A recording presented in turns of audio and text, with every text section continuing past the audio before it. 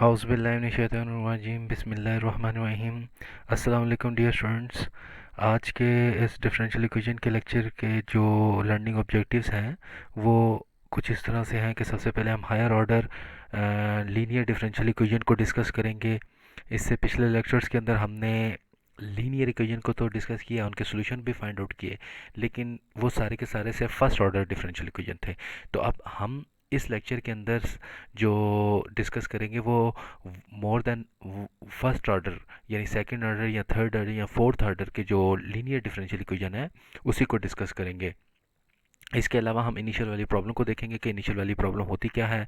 इसके बाद हम बाउंड्री वैल्यू प्रॉब्लम को डिस्कस करेंगे और eight the end of this lecture हम देखेंगे कि हम सॉल्यूशन कैसे फाइंड आउट करते हैं लीनियर डिफरेंशियल इक्वेशन का विद कांस्टेंट कोफिशिएंट। ये linear differential equation with constant coefficient क्या है, ये भी हम आगे जाके पहले जब हम इनिशियल वैल्यू प्रॉब्लम और बाउंड्री वैल्यू प्रॉब्लम को डिस्कस कर रहे होंगे तो उससे पहले हम ये चीज़ डिस्कस करेंगे कि कोई भी differential equation with constant coefficient कब होगी और विद वेरिएबल कोफिशिएंट कब होगी। तो हमने आज के लेक्चर में विद वेरिएबल कोफिशिएंट्स का जो सोल्यूशन है उसको डिस्कस नहीं करना, सिर्फ और सिर्फ उस प्रॉब्लम को डिस्कस करना है जिसके अंदर आपके पास क्या आएगा, कांस्टेंट कोफिशिएंट्स आएगा। ठीक है, तो सबसे पहले हम स्टार्ट करते हैं हायर ऑर्डर डिफरेंशियल इक्वेशन को। तो इसके अंदर हम इन जनरल फॉर्म लेते हैं। अगर कोई भी हमारे पास लेट्स सपोज एक इक्वेशन है और वो इस फॉर्म में है कि a n of x d n of y over d x n, ये आपके पास order of a differential equation है। अब क्योंकि यहाँ पे एन जो है that is not equal to one, तो इसका मतलब है कि वो फर्स्ट ऑर्डर नहीं है बल्कि हायर ऑर्डर है। यहाँ पे याद रखने वाली बात यह है कि इसके साथ ये ए एन ऑफ एक्स जो मल्टीप्लाई हो रहा है ये भी फंक्शन ऑफ एक्स है, और ये जो है ये हमारे पास कोफिशिएंट है, कोफिशिएंट फंक्शन है, और ये जो कोफिशिएंट फंक्शन है ये वेरिएबल कोफिशिएंट फंक्शन है। ठीक है, इसी तरीके से अगर n not equal to zero है तो हमारे पास इससे अगली टर्म क्या आएगी, n-1 up to so on. हमारे पास एट लास्ट हमारे पास जो चीज़ बनेगी वो y पे। तो ये इन जर्नल जो हमारे पास डिफरेंशियल इक्वेशन है nth ऑर्डर को ऑर्डर की उसको डिस्कस किया गया है। ठीक है, तो इसी जो फर्स्ट इक्वेशन है इसको हम इस तरीके से भी लिख सकते हैं कि a n of x y y y का n derivative plus a n minus one of x y n minus one derivative up to स्वान और इज इक्वल टू ज़ीरो। ठीक है, अब इसमें ये डिफाइन किया गया है कि ये जो ए एन है या ए एन माइनस वन है और ये अप टू स्वान ए वन और ए नॉट तक ये जो सारे एज हैं these are all called coefficient functions. ठीक है, और ये जो कोफिशिएंट फंक्शंस हैं ये वेरिएबल कोफिशिएंट फंक्शंस हैं।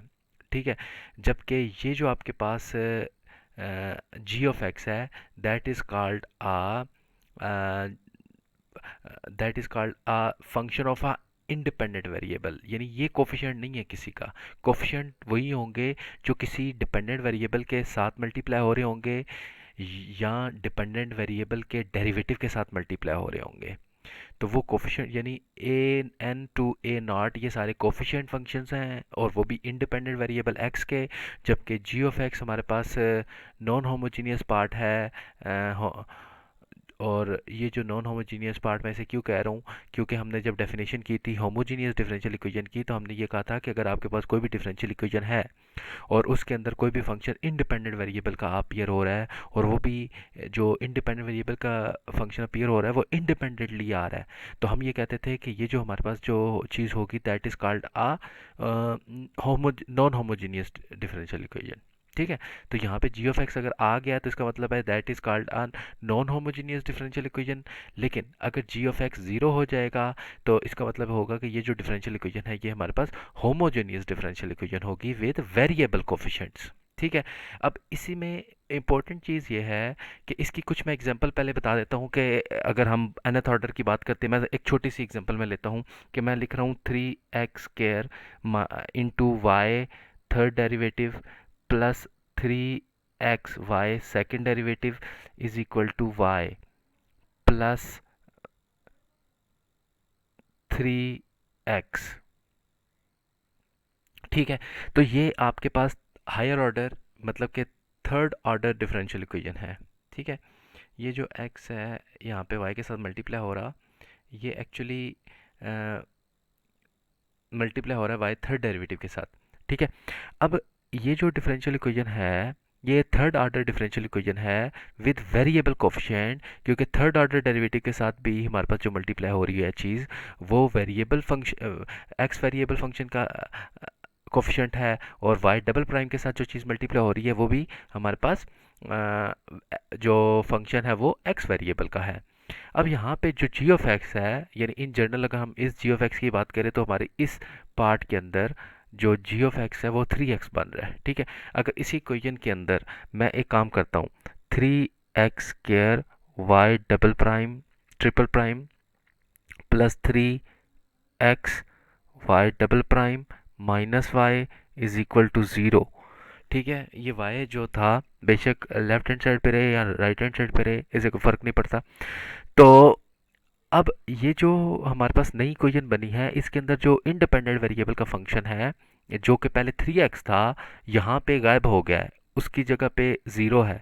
तो इसका मतलब है हम ये कह सकते हैं कि इस डिफरेंशियल इक्वेशन में हमारे पास इंडिपेंडेंट वेरिएबल का जो फंक्शन है वो इंडिपेंडेंटली अपीयर नहीं हो रहा। इंडिपेंडेंट वेरिएबल का फंक्शन आ तो रहा है, फॉर एग्जांपल ये 3x² है, जैसे ये 3x है, लेकिन ये जो डिफरेंशियल इक्वेशन है ये हमारे पास जो है वो होमोजीनियस कहलाएगी, ये नॉन होमोजीनियस नहीं होगी, जबकि ऊपर वाली ये जो डिफरेंशियल इक्वेशन है ये होमोजीनियस थी।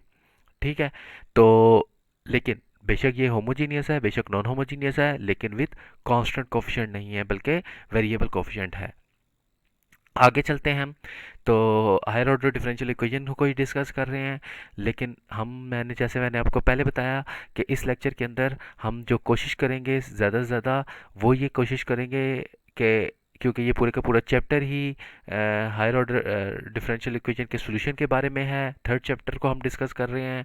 तो थर्ड चैप्टर जो है उसके अंदर हायर ऑर्डर डिफरेंशियल इक्वेशन को है, जो आपकी टेक्स्ट बुक है उसका ये फोर्थ चैप्टर है। तो फोर्थ चैप्टर को जो हम डिस्कस कर रहे हैं वो सारे का सारा higher order differential equation with constant coefficient के बारे में है। ठीक है। उससे अगला जो चैप्टर होगा वो विद वेरिएबल कोफिशिएंट के बारे में होगा। हम वेरिएबल कोफिशिएंट भी इस कोर्स के अंदर पढ़ेंगे, लेकिन फिलहाल इस चैप्टर को डिस्कस कर रहे हैं तो हम सिर्फ और सिर्फ डिस्कस करेंगे कि हम हमारे पास जो differential equation with constant coefficient है वो क्या है। अच्छा, पिछली एग्जाम क्वेश्चन में आपने देखा होगा कि nth ऑर्डर डेरिवेटिव के साथ जो चीज़ मल्टीप्लाई हो रही थी वो n ऑफ एक्स थी, यानी वहाँ पे n ऑफ एक्स जो था वो हमारे पास फंक्शन था इंडिपेंडेंट वेरिएबल का। यहाँ पे इंडिपेंडेंट वेरिएबल का ये फंक्शन नहीं है, बल्कि यहाँ पे क्या है, a n is a constant quantity, a n minus one is a constant quantity. तो इसका मतलब ये हो गया कि हमारे पास ये जो डिफरेंशियल इक्वेशन है, अगर तमाम डिपेंडेंट वेरिएबल या डिपेंडेंट वेरिएबल के जो डेरिवेटिव के कोफिशिएंट्स हैं वो कांस्टेंट होंगे, तो इस टाइप की जो इक्वेशन होगी उसको हम बोलते हैं differential equation with constant coefficient. ये लीनियर भी हो सकती है और नॉन लीनियर भी हो सकती है, लेकिन इस पूरे के पूरे इस पूरे के पूरे चैप्टर में हमने जो डिस्कस करना है वो सिर्फ और सिर्फ लीनियर डिफरेंशियल इक्वेशन को डिस्कस करना है। लीनियर का मतलब क्या है? लीनियर का मतलब ये है कि आपके पास जो भी डिफरेंशियल इक्वेशन होगी उसमें डिपेंडेंट वेरिएबल की जो पार है या डिपेंडेंट वेरिएबल के जो डेरिवेटिव की पार है वो वन होगी। दूसरी चीज़, डिपेंडेंट वेरिएबल किसी दूसरे डिपेंडेंट वेरिएबल से मल्टीप्लाई नहीं होगा। तीसरी चीज़, कोई भी transcendental function of a dependent variable exist नहीं करेगा इक्वेशन के अंदर। ये तीन कंडीशंस हमने पहले लेक्चर्स के अंदर डिस्कस की थी किसी भी लीनियर डिफरेंशियल इक्वेशन की, उसको रिकॉल किया मैंने। इसका मतलब ये है कि हमारे पास कोई भी नॉन लीनियरिटी की कंडीशन यहाँ पे नहीं आएगी इस पूरे के पूरे चैप्टर में। ठीक है। अब वही वाली बात यहाँ पे जो g of x at the end function mention हो रहा है, यानी देखिए बाकी सारे तो कांस्टेंट है, क्या ये जो जी ऑफ एक्स है जो इंडिपेंडेंटली आ रहा है, क्या ये भी कांस्टेंट हो सकता है? आंसर इज ज़रूरी नहीं है। कांस्टेंट हो जाएगा फिर भी ये जी ऑफ एक्स रहेगा, अगर कांस्टेंट नहीं है फिर भी ये जी ऑफ एक्स रहेगा। कहने का मतलब क्या है कि जी कोई भी कांस्टेंट जो अपीयर हो जाता है इंडिपेंडेंटली, मतलब कि डिपेंडेंट वेरिएबल के साथ नहीं आता, तो वो नॉन होमोजीनियस कंडीशन बनाएगा किसी भी डिफरेंशियल इक्वेशन की। तो अगर ये जी ऑफ एक्स जो है वो ज़ीरो के इक्वल है, तो यही जो डिफरेंशियल इक्वेशन है हमारी इस फॉर्म में आ जाएगी। और ये जो फॉर्म है हमारी, ये कौन सी है? हमारे पास ये जो फॉर्म है, ये हमारे पास फॉर्म है हायर ऑर्डर यानी nth ऑर्डर डिफरेंशियल इक्वेशन, और लीनियर है। देखें, किसी भी डिपेंडेंट वेरिएबल की पावर वन से ज़्यादा नहीं है या वन से कम नहीं है, और कोई भी डिपेंडेंट वेरिएबल किसी दूसरे डिपेंडेंट वेरिएबल से मल्टीप्लाई नहीं हो रहा, और कोई भी ट्रांसजेंडर फंक्शन एग्जिस्ट नहीं कर रहा। और दूसरा ये है कि यहाँ पे जी ऑफ एक्स जीरो है, तो इसका मतलब है ये जो डिफरेंशियल इक्वेशन है ये होमोजीनियस डिफरेंशियल इक्वेशन है। Homogeneous, homogeneous higher order linear differential equation.